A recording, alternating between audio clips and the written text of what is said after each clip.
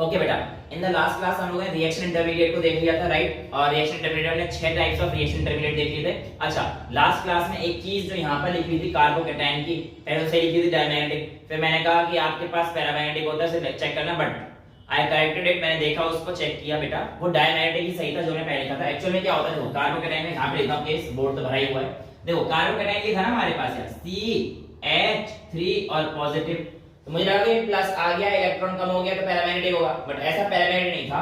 Basically carbon के पास 4 electron होते हैं, 4 इलेक्ट्रॉन में से एक दे दी तो इलेक्ट्रॉन कितने बचे, 3, और ये 3 इलेक्ट्रॉन जो कार्बन के होंगे ये 3 हाइड्रोजन के साथ बेटा बॉन्ड बना लेंगे, और जब 3 इलेक्ट्रॉन कार्बन के 3 हाइड्रोजन के साथ बॉन्ड बना लेंगे तो सबको पेयर मिल गया ना, इसलिए क्या हो जाते हैं सारे डायमैग्नेटिक, क्योंकि हमें पता है पेयरिंग अप वाले इलेक्ट्रॉन क्या रहने वाले हैं, डायमैग्नेटिक रहने वाले हैं। तो बेटा ये वाला एक तो कल का करेक्ट कर लेना प्लीज ध्यान से, जो गलती उसके लिए हम आपसे क्षमा चाहते हैं, है ना। और किसी गलती में माफी तो मांग ही सकता है भाई, वो थोड़ी पढ़ा के गलती नहीं होगी, राइट। चलिए आज का टॉपिक शुरू करते हैं हम लोग। रिएजेंट्स से शुरू करने वाले बेटा। रिएजेंट्स हमारे पास एनसीईआरटी 2 तरीके की कहती है, और 2 तरीकों में, उसमें हमारे पास सबसे पहले कहते हैं इलेक्ट्रोफाइल्स। इलेक्ट्रोफाइल्स क्या होते हैं बेटा, इलेक्ट्रोफाइल्स होते हैं इलेक्ट्रॉन लविंग स्पीशीज। क्या होते हैं, इलेक्ट्रॉन लविंग स्पीशीज। अब यार एक चीज सोचो, नॉर्मल केस में बता रहा हूं, कहीं तुम लेके आ जाओ भैया सर एक्सेप्शन केस भी होते हैं। नॉर्मल केस की अगर हम लोग बात करते हैं तो एक लड़का लड़की से प्यार करता है और एक लड़की लड़के से प्यार करती है, नॉर्मल केस, राइट। और किसी का मैं यहाँ पे कोई बाइफरकेशन नहीं कर रहा हूँ, बस सुन लो। तो यही कहानी है, मैंने बोला कि electrophiles are electron loving species, electron को लव कर रहे हैं। तो इलेक्ट्रॉन को लव कौन करेगा, जिनके ऊपर पॉजिटिव चार्ज होगा।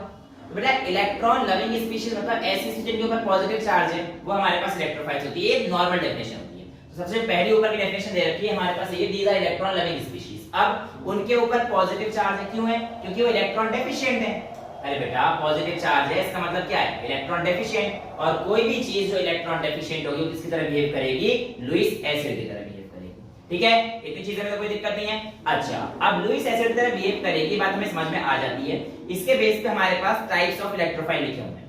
सबसे पहले जो हमारे पास इलेक्ट्रोफाइल है, अगर हम लोग उनकी बात करते हैं तो पहले आते हैं जिनके ऊपर पॉजिटिव चार्ज भी है और ऑक्टेट भी कंप्लीट नहीं है, यानी कि compound with incomplete octet and having positive charge on them. जैसे कि कल आपको कार्बोकेटाइन बताया टर्शियरी वाला, वो आपको यहां पर देखने को मिल रहा है, राइट। इसके अलावा H+ मिल रहा है, NO2 पॉजिटिव मिल रहा है, ये सारे क्या है, पॉजिटिव चार्ज भी है, इनका ऑक्टेट भी इनकम्प्लीट नहीं है। यहां पर देखो इसका तो है ही नहीं बेचारे के पास, एक था वो भी तुमने छीन लिया।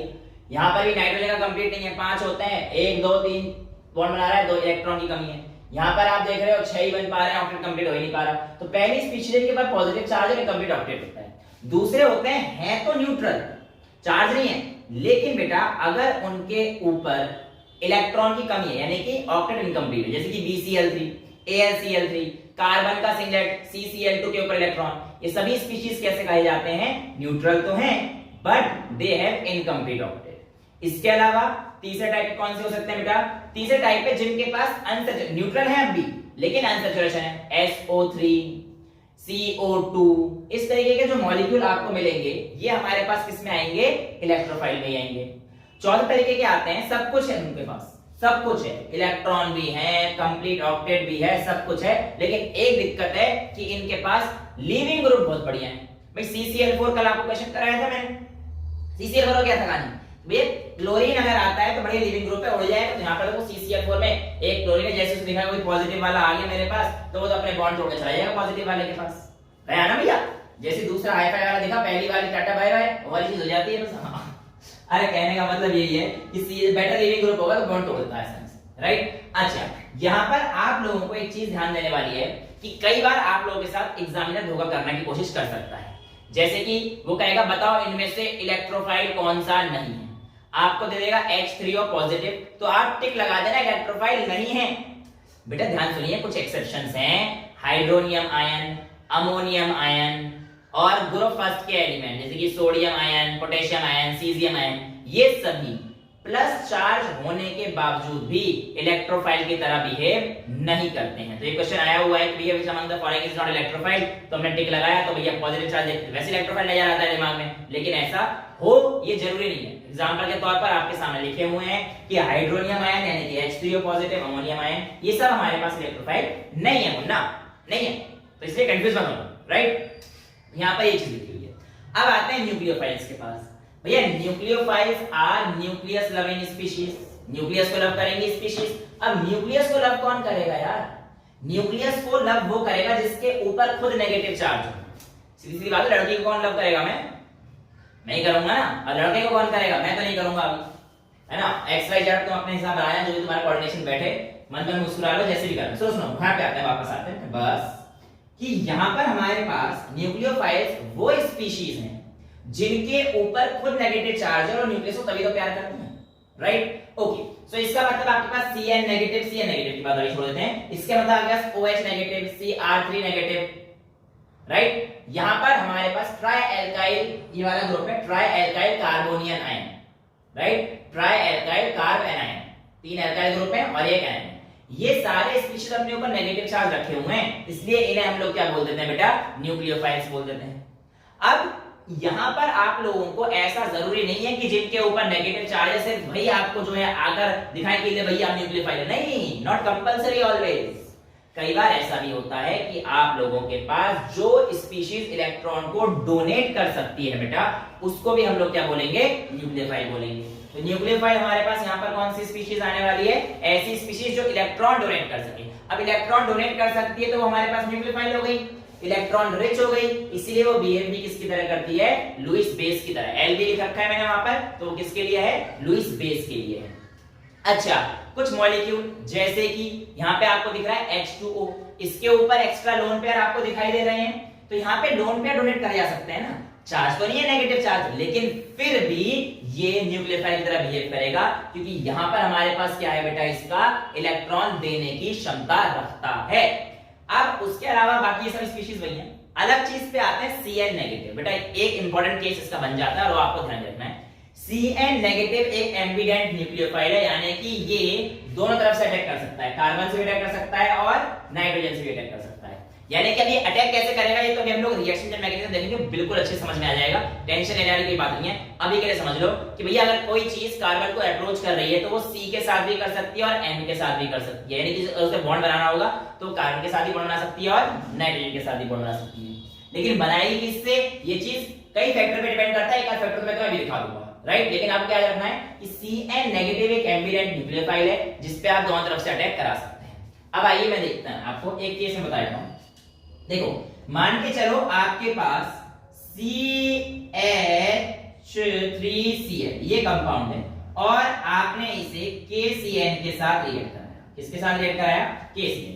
बेटा KCN एक आयोनिक कंपाउंड होता है, चैप्टर 4 में हम लोगों ने आराम से देखा था। KCN आयोनिक होने की वजह से ये हमारे पास K प्लस और Cn माइनस में अलग अलग टूट जाता है, तो ये टूट गया K प्लस में और Cn माइनस में, यहाँ का जो बॉन्ड था वो खत्म हो गया। अब इस बॉन्ड के खत्म होने की वजह से Cn के पास दोनों साइडें खाली हैं, यानी कि कार्बन का भी ये वाला साइड खाली है और नाइट्रोजन का भी इधर का साइड खाली है। तो भैया इस CH3 की मर्जी है, ये कहीं पे भी आकर हमारे साथ बॉन्ड बना सकता है, C के साथ भी और N के साथ भी बना सकता है। लेकिन हमें पता है कि कार्बन ज्यादा लेवाइल है, लेवाइल मतलब बेटा प्रोन टू अटैक, और ये बॉन्ड भी स्ट्रॉन्ग बनाता है, अच्छे बॉन्ड बनाता है। इसीलिए जो इसका बॉन्ड फॉर्मेशन आएगा वो हमारे पास CH3Cn बनेगा, यानी कि कार्बन किस तरफ से बॉन्ड बनाएगा? C से बॉन्ड बनाएगा और KCl आपका अलग से निकल जाएगा। लेकिन अगर यही चीज मैं KCl की जगह AgCl ले लेता हूं, यहां पे रीजन क्या है? KCl being ionic, both the bonds are free of C and N, but the carbon of alkyl halide यानी कि CH3X CH3Cl will form bond with carbon only, not nitrogen, because carbon is more labile and is more stable. अब अगर मैं यहाँ पे इसलिए कि carbon nitrogen दोनों के बॉन्ड अवेलेबल थे, लेकिन अगर मैं इसकी जगह पर बेटा AgCl ले लेता हूँ, क्या ले लेता हूँ? Ag, कलर थोड़ा सा लाइट है पर समझ जाएगा क्या फायदा है। AgCl हमारे पास यहाँ पर अगर मैं ले लेता हूँ तो AgCl एक कोवेलेंट कंपाउंड है बेटा, तो इनका बॉन्ड ना ऐसे टूट के फ्री नहीं रह सकता, इनका बॉन्ड ऐसे टूट के फ्री नहीं रह सकता, जब कोई आएगा तभी कुछ ना कुछ होगा। तो यानी कि कहने का मतलब ये है कि इसमें सिर्फ एक ही साइड खाली है, वो भी N साइड खाली है बस, ये तो खाली है नहीं ना, C खाली नहीं है क्योंकि टूटेगा ही नहीं, आयनिक है ही नहीं, ये कोवेलेंट बॉन्ड है AgCl का। तो यहाँ पे सिर्फ और सिर्फ एक बॉन्ड बन सकता है, यहाँ पे साइनाइड बना था ना पहले केस में KCl के साथ साइनाइड, यहाँ पे बनेगा बेटा NC, क्या बनेगा? NC और इसे बोलते हैं आइसोसाइनाइड, मिथाइल आइसोसाइनाइड। KCl के साथ क्या बनेगा, मिथाइल साइनाइड, और AgCl के साथ क्या बनेगा, मिथाइल साइनाइड। वेरी इंपॉर्टेंट, याद रखने का 12th में भी काम आने वाला ये रिएक्शन। ठीक है, इतनी चीज समझ में आती है। तो ये चीज हमारे पास इलेक्ट्रोफाइल न्यूक्लियोफाइल के लिए खत्म हो जाती है। अब आते हैं फटाफट से NCERT के, हाँ कुछ एग्जांपल जरूर हैं, उनको एक बार कर लेते हैं फटाफट से। NCERT अगर आप खोलेंगे तो आपके पास ये जो टॉपिक है 12.7.2 न्यूक्लियोफाइल्स एंड इलेक्ट्रोफाइल्स। हाँ एक चीज और रह गई, देखो जैसे ये, अब ये जो सेंटर हो गया, ये वाला सेंटर जो हो गया, ये कौन सा सेंटर है बेटा, अब आप देखो ना, ये हमारे पास पॉजिटिव है, तो ये इलेक्ट्रोफिलिक सेंटर हो गया। और इलेक्ट्रोफिलिक सेंटर पे अटैक कौन करेगा आगे, nucleophile will attack the electrophilic centre, यानी कि अटैक तो इस पे न्यूक्लियोफाइल ही करेगा ना। ऐसे जो हमारे पास ये वाले सेंटर होंगे, यानी कि न्यूक्लियोफिलिक सेंटर, इस पे अटैक कौन करेगा, इस पे इलेक्ट्रोफाइल अटैक करेगा। बस ये सारी बातें इसने कही रखी हैं, राइट। अब आपको NCERT यहां पर प्रॉब्लम नंबर 12.11 में कहती है using curved arrow notation show the formation of reaction intermediate जैसे CH3SCH3। इसको दे रखा है, कहां पे कर दें, यहां पे कर दें। देखो इसने कह रखा है आपके पास ये CH3 एरो SCH3। अब एरो नोटेशन दिखाइए, तो एरो का मतलब मैंने आपको बता रखा है भाई, जिस तरफ ज्यादा इलेक्ट्रोनेगेटिव एलिमेंट है उसको यूज करें और उस तरफ आपके पास नेगेटिव चार्ज हो जाएगा। तो देखो बेटा कहानी क्या हो जाएगी कि यहां से ये इलेक्ट्रॉन इस तरफ शिफ्ट हो जाएगा। क्यों जाएगा, देखो दो ऑप्शन थे इसके पास, है तो कार्बन पे चला जाए या सल्फर पे चला जाए, लेकिन कार्बन और सल्फर में से हमारे पास ये इलेक्ट्रोनेगेटिविटी की टेबल है, यहां से हमें पता पड़ रहा है कि सल्फर ज्यादा इलेक्ट्रोनेगेटिव की वैल्यू रखता है, और इसीलिए हमारे पास हमारा इलेक्ट्रॉन कहां जाएगा, सल्फर पे जाएगा। तो हमारे पास स्पीशीज क्या बन जाएगी, ये वाली स्पीशीज, एरो कैसे दिखा देना, फिर उसके आगे स्पीशीज लिख देना, ये वाली स्पीशीज नेगेटिव और ये वाली स्पीशीज पॉजिटिव। तो इस तरीके से आपकी NCERT डील करती है। देखो CH3Cl में से कार्बन कार्बन तो बराबर थे CC, लेकिन उसके पास CH3 वाले के पास H था, इधर कार्बन के पास N था, इसलिए Cn नेगेटिव हो गया, CH3 पॉजिटिव हो गया।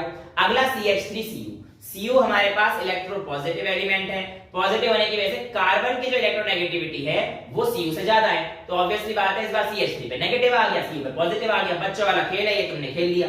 अगला है आपको जस्टिफिकेशन देना है और बताना है कौन से इलेक्ट्रोफाइल है कौन से न्यूक्लियोफाइल है। जैसे कि HS नेगेटिव, क्या कहोगे, नेगेटिव है, एक्स्ट्रा पेयर ऑफ इलेक्ट्रॉन है, सीधा सीधा न्यूक्लियोफाइल है। अगला कंपाउंड क्या है, BF3 लिखा हुआ है साफ साफ, इलेक्ट्रोफाइल वो वाला है जिसका इनकम्प्लीट ऑक्टेट होता है, तो ये हमारे पास किस ग्रुप में आ गया, ऊपर इलेक्ट्रोफाइल में आ गया। अगला क्या है, C2H5O नेगेटिव, साफ साफ तुम्हें नजर आ रहा है कि ये न्यूक्लियोफाइल है क्योंकि इसके पास नेगेटिव चार्ज है। अगला है CH3N पॉजिटिव, अब बेटा ये वाला मैंने आपको यहाँ पे करा रखा है R3N पॉजिटिव वाला, ये गया, ये रहा यहाँ पे N, ये रहा R3N, यही तो है CH3 पॉजिटिव, यहाँ पे आ जाएगा CH3 रख दो, तो ये भी हमारे पास क्या है, न्यूक्लियोफाइल। इस तरीके से आप लोग बाकी सारे भी कर लेना। Cl पॉजिटिव इलेक्ट्रोफाइल हो जाएगा, C पॉजिटिव CH3 इलेक्ट्रोफाइल हो जाएगा, C डबल बॉन्ड O वाला भी हमारे पास इलेक्ट्रोफाइल हो जाएगा, NH2 नेगेटिव वाला हमारे पास न्यूक्लियोफाइल हो जाएगा, और NO2 पॉजिटिव वाला हमारे पास इलेक्ट्रोफाइल हो जाएगा। ये सारी कहानी हमारे पास 12.12 प्रॉब्लम की थी। प्रॉब्लम नंबर 12.13 कहता है आइडेंटिफाई कीजिए electrophilic centre in the following. तो CH3 CH double bond O, अरे बेटा कुछ भी नहीं है, ये यहाँ पे बनाया था CH3, मार्कर नहीं चल रहा है, एक मिनट देना। हाँ बेटा आ गया मेरे पास, मार्कर आ गया। देखो क्या था प्रॉब्लम नंबर 12.3 कि आपको इलेक्ट्रोफिलिक सेंटर फाइंड करना है CH3 CH double bond O में। ये देखो बेटा CH3 CH double bond O, ये कहानी थी। अरे भाई इलेक्ट्रोफिलिक सेंटर, इलेक्ट्रोफिलिक मतलब पॉजिटिव चार्ज वाला सेंटर, अब यहां से बॉन्ड टूटेगा तो ये पॉजिटिव ये नेगेटिव, तो ये साफ साफ बात है पॉजिटिव वाला सेंटर है वो हमारे पास क्या आ जाएगा, इलेक्ट्रोफिलिक सेंटर। तो इस तरीके से मार्क कर रखा है। अगला देखो CH3Cn, तो भैया N नेगेटिव है तो C वाला हमारे पास क्या हो जाएगा, इलेक्ट्रोफिलिक सेंटर। उससे अगला देखिए CH3I, तो I इलेक्ट्रोनेगेटिव है तो CH3 पे ये वाला कार्बन जो है हमारे पास क्या आ जाएगा, इलेक्ट्रोफिलिक सेंटर। न्यूक्लियोफिलिक पूछे तो हमारे पास या तो O होता है I होता है, इस तरीके से हम लोग कर लेते हैं। वो देखते हैं हमारे पास बेसिकली कंपाउंड में कौन सा इलेक्ट्रोफाइल है कौन सा न्यूक्लियोफाइल है, इसके बेस पे हमारे पास सारी कहानी होती है। इतनी चीजें क्लियर है। अब अगला आपको दे रखा है electron movement in organic reaction. देखो बेटा इलेक्ट्रॉन मूवमेंट भी हमारे पास काफी सिंपल सी कहानी है, ये भी हमारे पास एक्चुअल में क्या होता है, ये सब आप आराम से कर चुके हैं, एक बार फिर देख लीजिए। देखो अगर आपके पास कोई ऐसे डबल बॉन्ड से इसके ऊपर जाएगा तो ये हो गया आपके पास बॉन्ड टू एटम, तो बॉन्ड टू एटम जाते समय आपके पास कहानी क्या हो जाएगी, ये तो सिंगल बॉन्ड Y के ऊपर ऐसे बना देना भैया, ये आपके पास इलेक्ट्रॉन की रिप्रेजेंटेशन होगी। हाँ इलेक्ट्रॉन शिफ्ट हो गया यहाँ पे।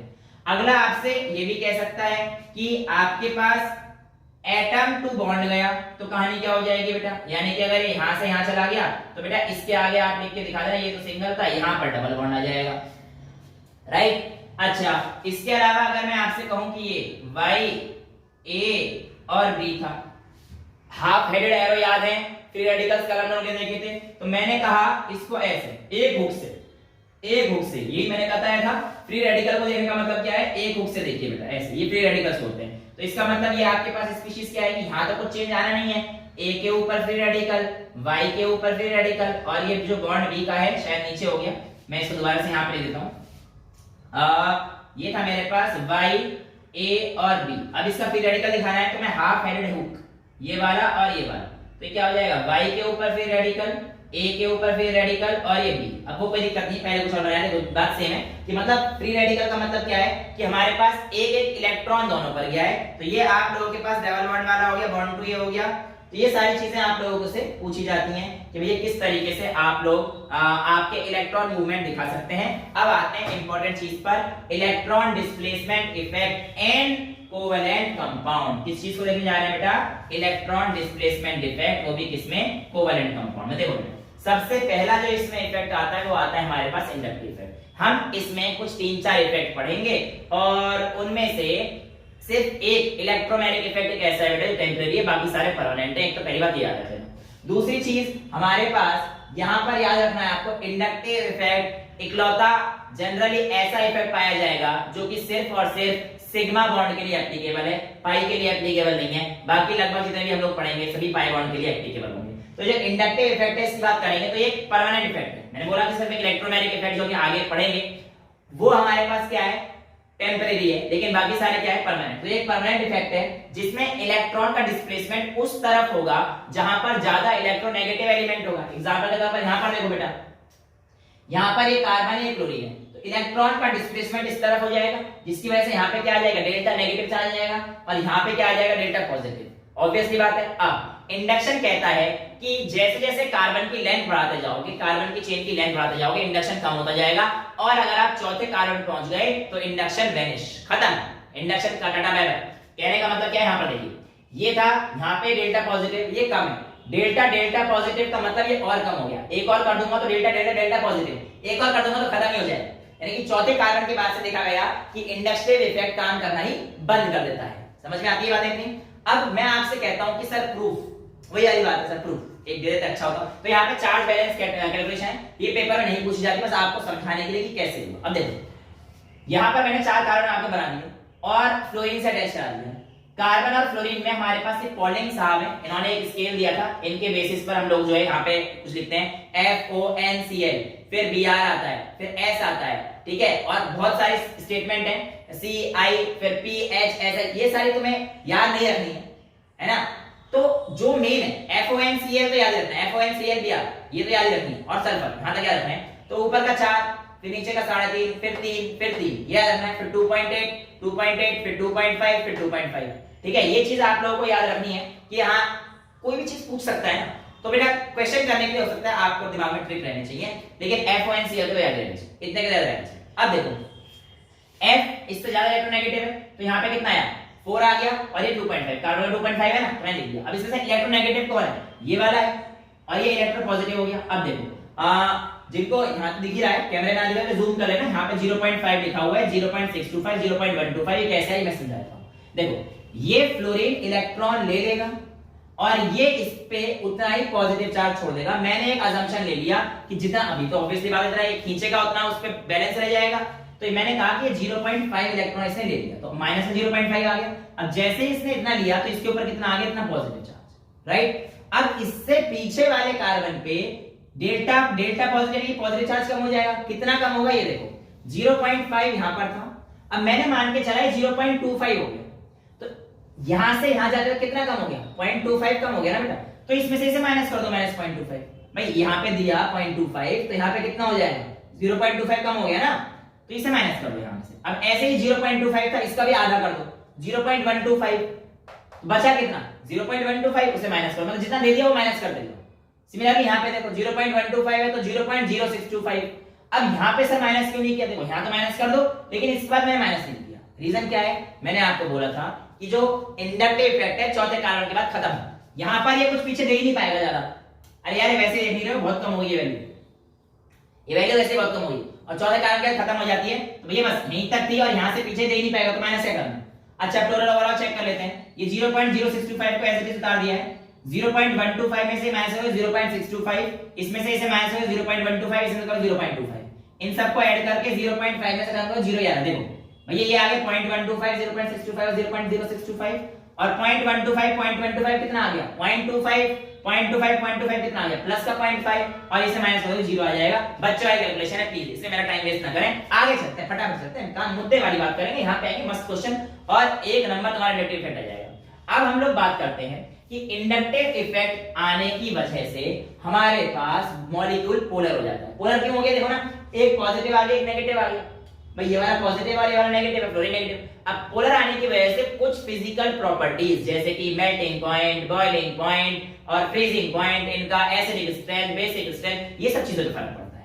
अब हम लोग बात करते हैं, ये हमारे पास दो तरीके के होते हैं बेटा, प्लस आई और माइनस आई।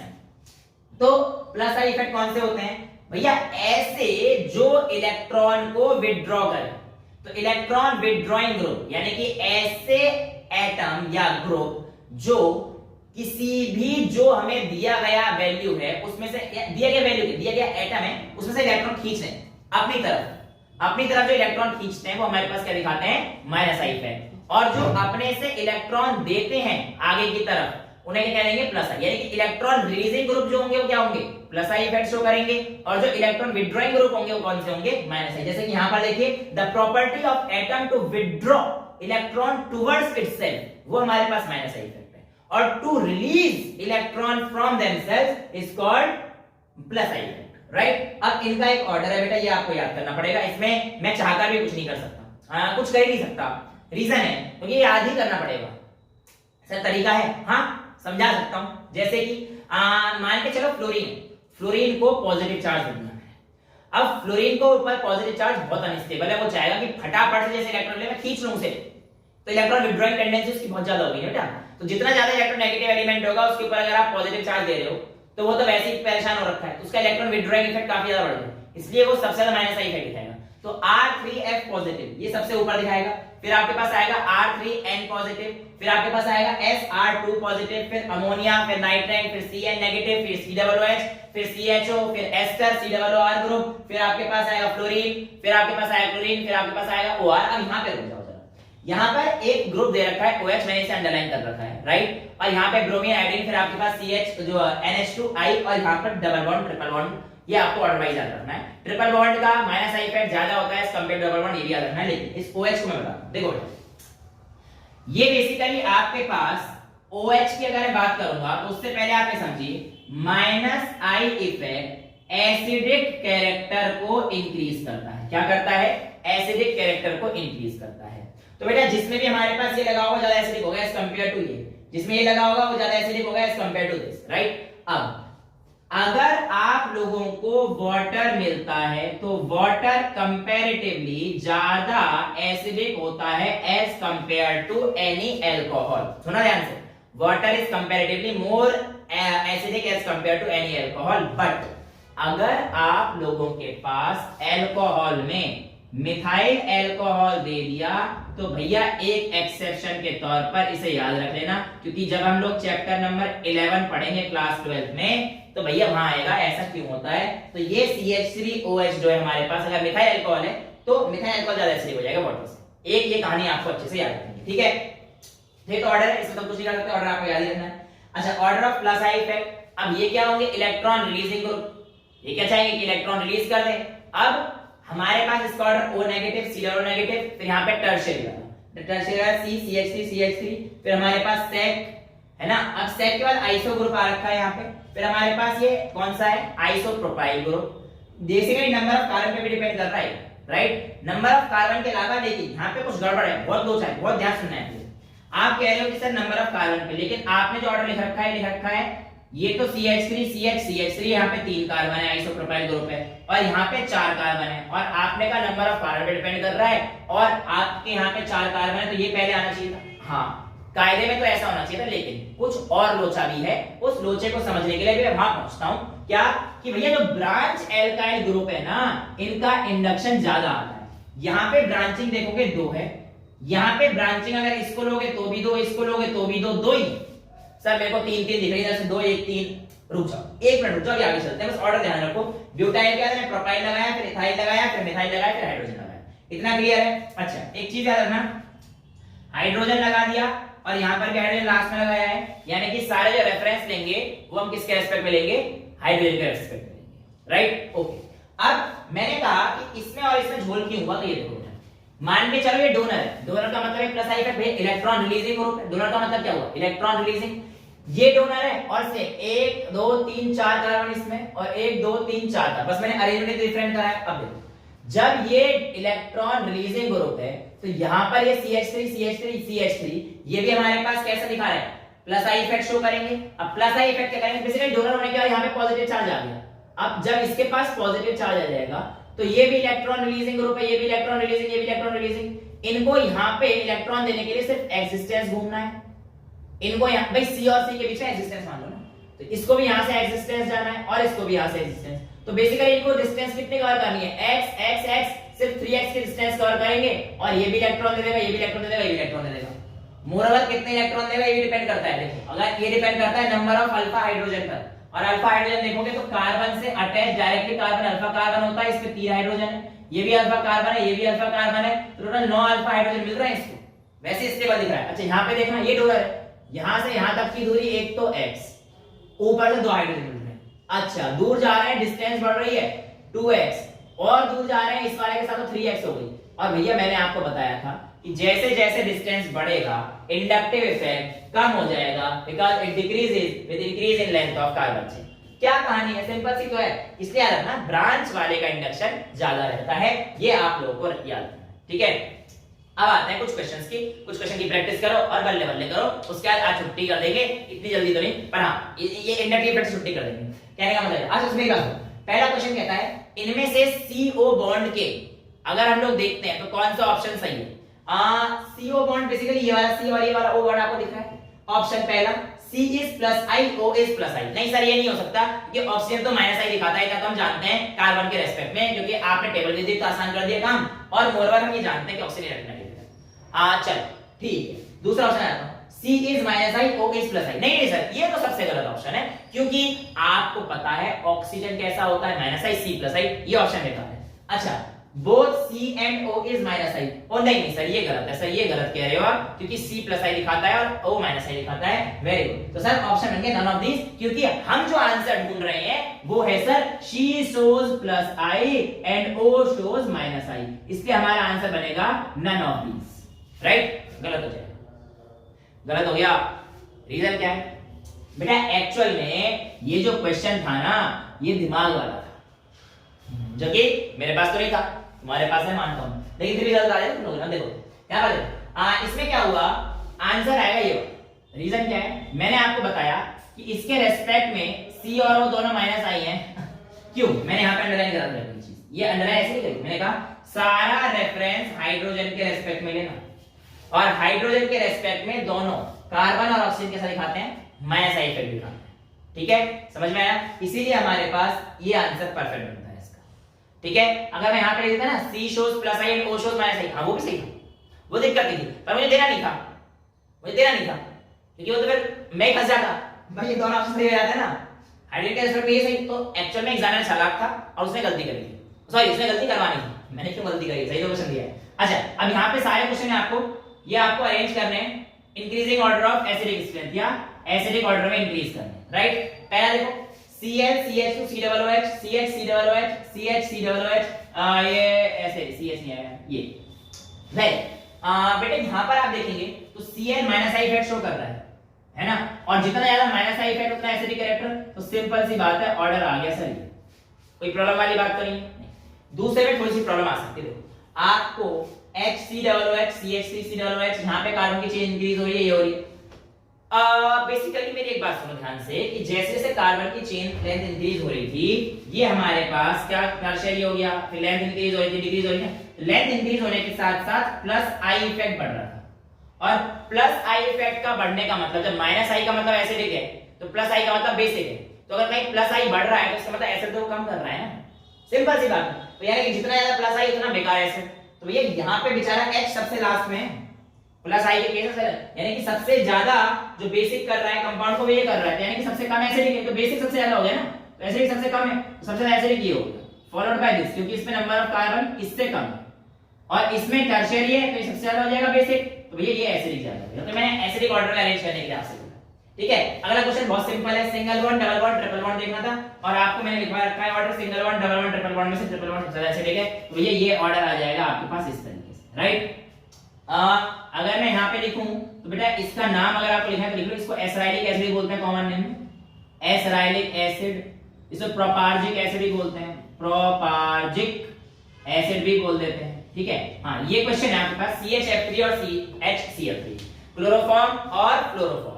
बेटा मेरी बात ध्यान सुनिए, आपको साफ साफ दिखाई दे रहा है फ्लोरीन ज्यादा इलेक्ट्रोनेगेटिव है एज कंपेयर टू क्लोरीन, तो सर ये ऑर्डर आ जाएगा, लगाते ही आपका कट जाएगा। जी हाँ, क्यों कटेगा सर? एक्चुअल में यहां पर क्या होता है, ऑर्डर ये सही है, रीजन क्या है? आपकी बात ठीक है, इंडक्टिव के तौर पर आपका आंसर फ्लोरीन होना चाहिए था, लेकिन यहाँ पे सिर्फ इंडक्शन नहीं होता, एक खेल और होता है। एक्चुअल में जब हमारे पास यहाँ पर कंपाउंड बनेगा ये C नेगेटिव और Cl3 का बनेगा, एक एच चला जाएगा तो, और यहाँ पे C नेगेटिव F3 का बनेगा। अगर जो C नेगेटिव F3 है ना भाई, फ्लोरीन सेकंड पीरियड में आता है, इसमें कोई डी ऑर्बिटल तो होती नहीं है, लेकिन क्लोरीन के पास डी ऑर्बिटल होती है, वो भी वैकेंट। डी का इलेक्ट्रॉन कहा जाता है, डी ऑर्बिटल होती है, वो भी वैकेंट।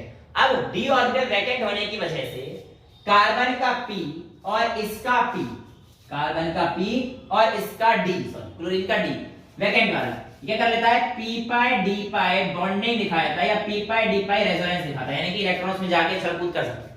तो ये स्टेबल माइनस आई से भी हो गया, रेजोनेंस से भी हो गया। अभी तो आपको रेजोनेंस प्रायनिक से समझ में नहीं आएगा, बट आप याद रखना कि भैया CCl3 में एक्स्ट्रा इलेक्ट्रॉन है ना d वाला, d ऑर्बिटल वैकेंट है ना, लेकिन फ्लोरीन में d ऑर्बिटल होती नहीं है, इसीलिए हमारे पास ज्यादा स्टेबल कौन सा पाया गया, CCl3, और एसिडिक भी ज्यादा कौन सा पाया गया, CHCl3, राइट, क्योंकि इसमें d ऑर्बिटल ज्यादा होती है। ये इंपॉर्टेंट है, याद रख लेना, रीजन मैंने आपको बता दिया है, लेकिन अगर समझ में नहीं, भाई कल मैंने आपको बताया ना बैक बॉन्डिंग होती है, तो आप ऐसे समझो कि सिर्फ बैक बॉन्डिंग होती है p पाई d पाई की।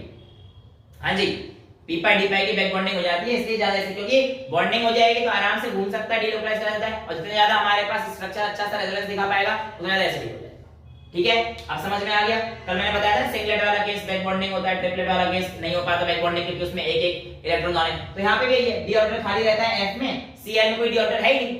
अरे डी ऑर्बिटल कैसे आएगा, सेकंड पीरियड में डी ऑर्बिटल होता ही है ना बेटा, थर्ड पीरियड से डी ऑर्बिटल आते हैं, वो वैकेंट है क्लोरीन के केस में, इसलिए काम बन जाता है। अच्छा आगे चलते हैं, ऑक्सीजन और सल्फर में से सर ऑक्सीजन की इलेक्ट्रोनेगेटिविटी ज्यादा और इसीलिए ऑक्सीजन इलेक्ट्रोनेगेटिव, हाँ ये बात सही थी, लेकिन यहाँ पर वही कहानी आएगी ना बेटा, सल्फर के पास सेम, बिल्कुल इसलिए मैंने कराया ताकि आप भूल ना जाओ, सल्फर के पास सेम p पाई d पाई बॉन्डिंग बनाने के चांस है, तो यहाँ पे डीऑक्साइड होता है ऑक्सीजन के केस में, क्योंकि ऑक्सीजन और क्लोरीन सेम ग्रुप की तो है, सेम पीरियड के, sorry same period, same period, तो यहाँ पे डी ऑर्बिटल होती है वैकेंट, तो ये भी p पाई d पाई बनाता है और रेजोनेंस दिखा सकता है, इसलिए हमारे पास ये काम कर सकता है, तो इसलिए ये ज्यादा एसिडिक होता है as compared to O, right. अच्छा यहाँ पर अब जरा मेरी बात को ध्यान से सुनिएगा, ये आपका अगर आपको याद है तो मैलिक एसिड है, सिस फॉर्म ब्यूट-2-इनोइक एसिड, राइट, ये मैलिक एसिड है, और ये ट्रांसफॉर्म है, ये हमारे पास COOH, OOOH, ये हमारे पास ऐसे है, यहाँ पे जो ट्रांसफॉर्म है बेटा उसको बना देता हूँ, टेंशन काहे लेते हो, C डबल बॉन्ड OH और यहाँ पे C डबल बॉन्ड O और OH, ये ट्रांसफॉर्म हो गई ना, अरे सिस फॉर्म, इसमें गलती मत करना। अब देखो मैंने आपसे पूछा ये फ्यूमेरिक एसिड है, ये कौन सा है, फ्यूमेरिक एसिड, ये मैं टॉटोमेरिज्म में करा चुका हूँ।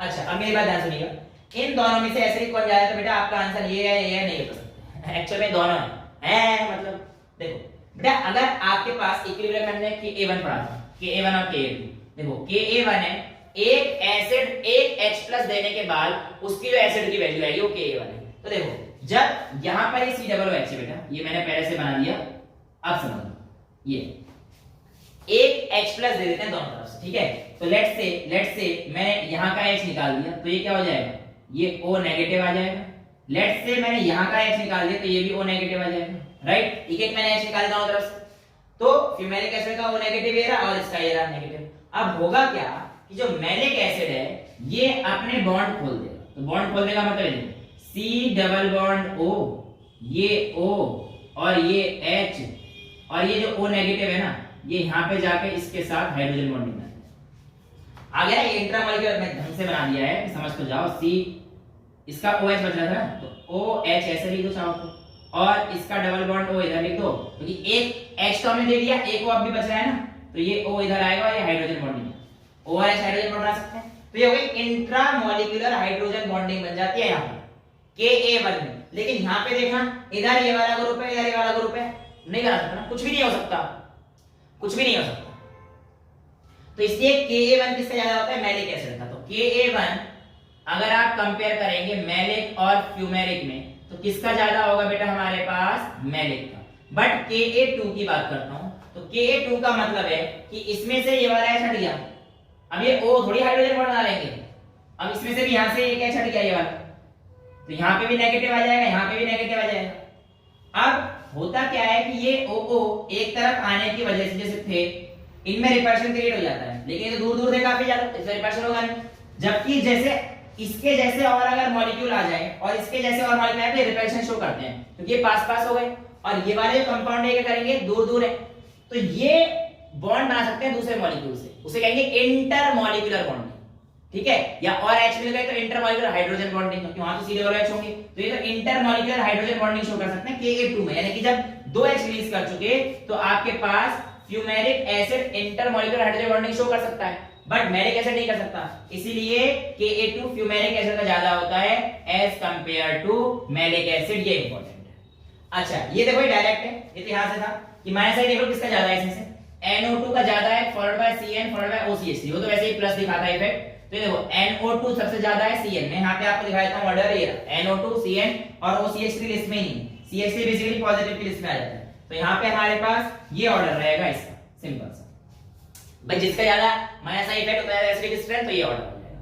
अच्छा इसमें देखिए ऊपर से नीचे जाने पर बेसिक कैरेक्टर पढ़ता है, ये हम लोगों ने पढ़ा था, ये हमने पढ़ा था, लेकिन मैंने यहां लिखा है तो कुछ तो रीजन रहा होगा बेटा। ये हम लोग पी ब्लॉक में पढ़ेंगे क्लास 12 में कि ग्रुप 15 के हाइड्राइड्स कुछ एक्सेप्शन होते हैं, ये ऊपर से नीचे जाएंगे ना तो इनका बेसिक कैरेक्टर डिक्रीज करता है, और अगर बेसिक कैरेक्टर डिक्रीज कर रहा है तो एसिड क्या करेगा, क्या करेगा ये एसिड, अगर बेस डिक्रीज कर रहा है तो एसिड क्या करेगा, इंक्रीज। इसमें ही बोलने में हालत खराब हो रही है भैया, ये बेसिक है सबसे ज्यादा, तो एसिडिक कौन होगा, ये वाला, भैया ऑर्डर क्या आ जाएगा, ये वाला, ठीक है। तो ये हमारे पास क्या आ जाएगा, एसिडिक का सबसे ज्यादा कैरेक्टर आ जाएगा। अगर मैं इसकी बात करता हूं HF, HCl, HBr, HI, तो यहाँ पे आपको साफ साफ दिख रहा है कि sir fluorine, chlorine, bromine, iodine बचपन से पढ़ते आ रहे हैं, fluorine, chlorine, bromine, iodine, fluorine most electronegative, जय राम जी की, और हमने ठोक दिया अपना आंसर, बेटा ले जाओ -5। हाँ बेटा गलत हो गया, रीजन क्या है, -5 पता नहीं क्यों बोल रहा हूँ, 4 एक जो तुम्हें मिलने थे और एक नेगेटिव मार्किंग का। वेल अब सुनो, यहाँ पे क्या होता है कि आपका जो आंसर था वो सिर्फ इसलिए सही था अगर आपके पास ऑर्डर आता है इसका फ्लोरीन, क्लोरीन, ब्रोमीन और आयोडीन, अगर ये ऑर्डर होता तो आपका आंसर ठीक था, बट वहां पे H के साथ बॉन्ड बना दिया है। और एसिडिक स्ट्रेंथ आपको देखनी है तो बेसिकली होती है कितना आसानी से H+ रिलीज कर देगा। अब HF का जो बॉन्ड बनेगा, यहाँ पे बना दो, ये दिख रहा है इतना, तो HF का जो बॉन्ड बनेगा वो इतना सा, HCl का बॉन्ड थोड़ा बड़ा, HBr का बॉन्ड थोड़ा और बड़ा, HI का बॉन्ड सबसे बड़ा। भाई बॉन्ड तोड़ना किसका आसान है, छोटी डंडी को तोड़ना आसान है, बड़ी डंडी को, बड़ी डंडी को तोड़ना आसान है, तो बड़ी डंडी आराम से टूट जाएगी। अब ये जैसे टूटेगा तो H+ आसानी से रिलीज हो गया, और जो जितनी जल्दी एसिड H+ रिलीज कर दे उतना ज्यादा एसिडिक, इसलिए एसिड सबसे ज्यादा कौन हो जाएगा बेटा, ये वाला हमारे पास, तो ये इसका ऑर्डर हो जाता है, ठीक है। तो अभी के लिए आप इतना नोट करो, उसके बाद हम लोग आगे चलते हैं।